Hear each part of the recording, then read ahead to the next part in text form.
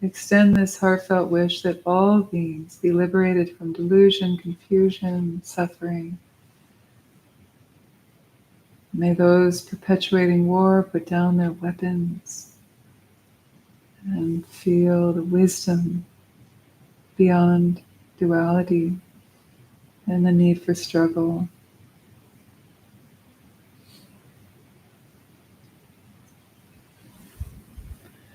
Loka samasta sukhino bhavantu. Loka samasta sukhino bhavantu. Loka samasta sukhino bhavantu. Om Shanti Shanti Shanti.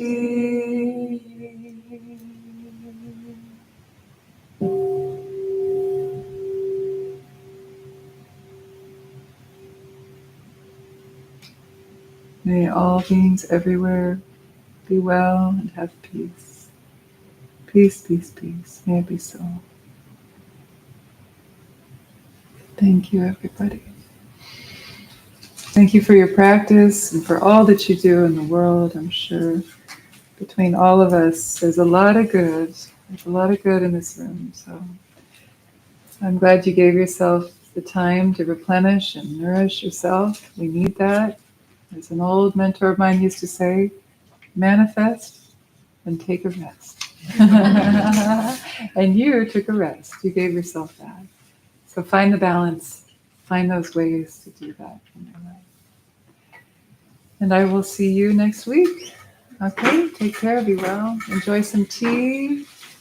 And remember, Feeding Your Demons is 2 Tuesdays from now. Register early because that tends to fill up. We'll do it with art. So we'll do it with art. That's another way to avert the flow. Is Feeding Your Demons. 7 to 9. We'll do 7 to 9. Yeah, I add an extra half hour onto that one because we need it. Thanks for putting away your props. Appreciate it, everybody. We always need volunteers here, too. And if you're curious about volunteering, you can talk to Hannah over here. And thank you.